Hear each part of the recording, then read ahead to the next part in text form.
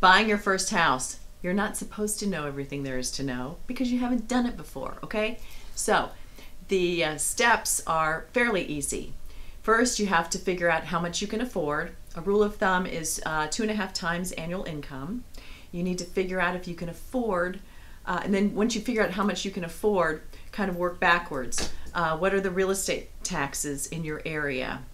What type of property are you going to look at? If it's a condominium, you are going to have some HOA fees or condo fees. If it's in a gated community, again, you're going to have HOA, which is Homes Association fees.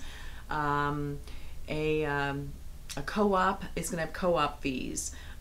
Some property doesn't have any additional fees, but there may be taxes. You're going to have insurance. So you figure out how much you can afford, and you go about finding out a place to an area that you want to live in. Then you can look on your own through open houses or in the newspaper or other ways. You can hire a broker, even you can hire a buyer's broker to help you find properties, and they will pull properties in your area with your specifications for you to go and look at. You can also go to open houses on your own. You can either sign in or not sign in, and then the realtor will follow up with you on interest in that particular property.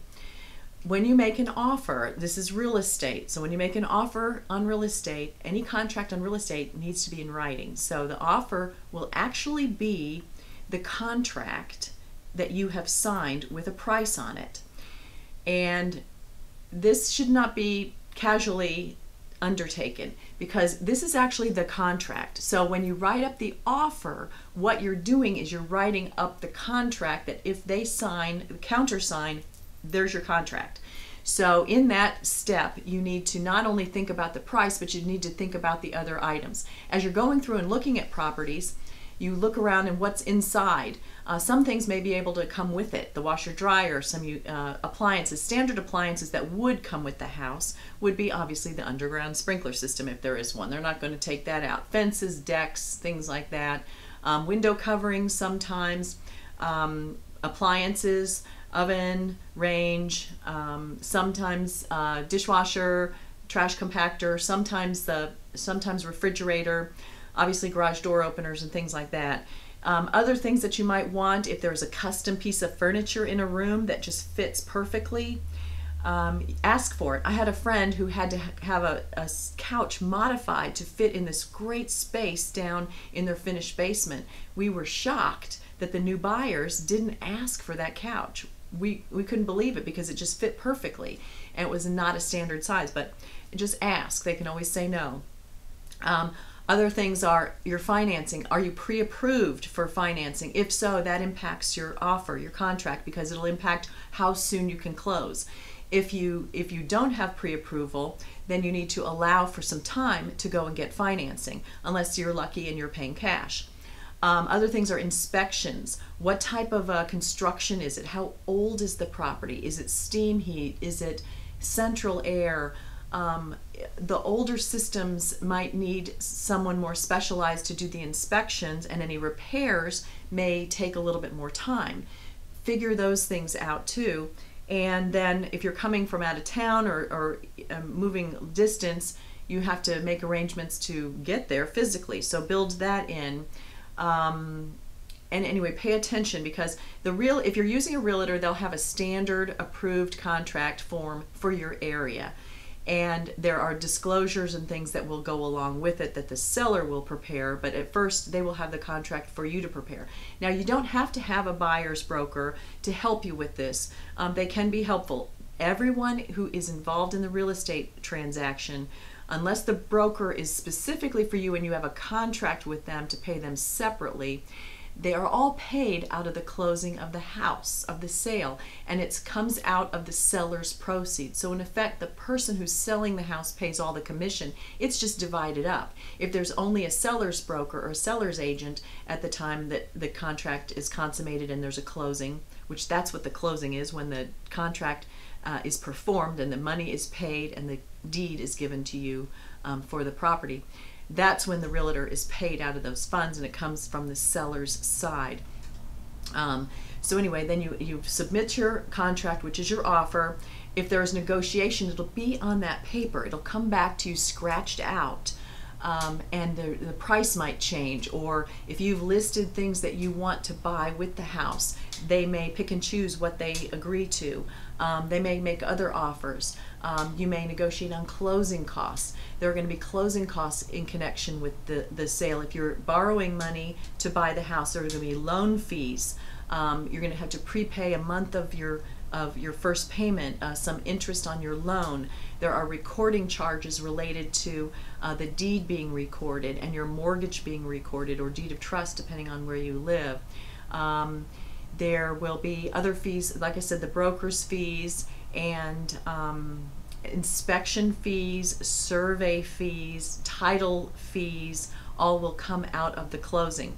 So then after you've agreed to the contract, then you have your inspections and things. We'll cover that in another video, but you have your inspection, you have your survey or not, you have your title insurance, you have an appraisal. If you have a loan, there's going to be an appraisal. Get a copy of that. You should know what the house appraises at. And then if everything goes smoothly and everything's okay with your lender, everything's okay with you, you accept the house, any repairs are made, then you go into closing. Some closings happen in person. Usually the buyer and seller are not there all together anymore. The seller might have a separate close either at the bank or at the title company, and they will sign the deed and convey it over in trust. And now some areas call this being in escrow. And escrow, people refer to being in escrow on TV, home sale shows and different things.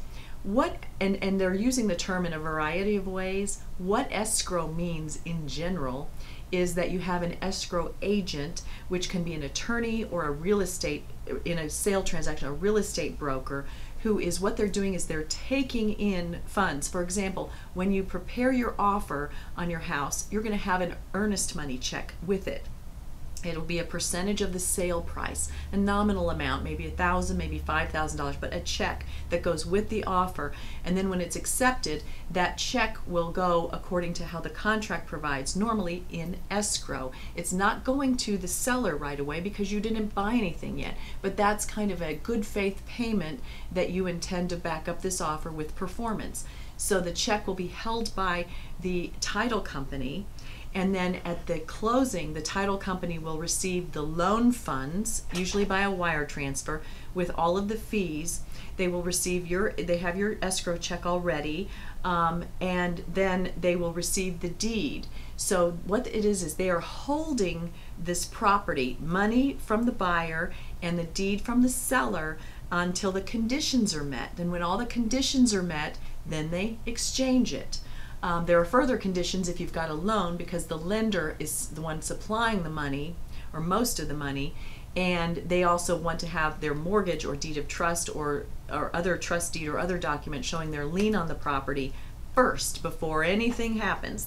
So the title company or attorney or whoever closes it in your area, as the escrow agent, is safekeeping this property according to the terms of the contract. They'll have a little checklist, and then when everything is done, then they'll switch it, and then the documents will be recorded. You are now entitled. Congratulations. The funds are released to whatever instructions that the seller gave, wire transfer, or they're going to come by and pick up a check. All of the title company now is in charge. All of the fees that are related are paid, and they'll usually call you. You'll come by, you'll pick up the keys and the garage door opener. Voila, new house.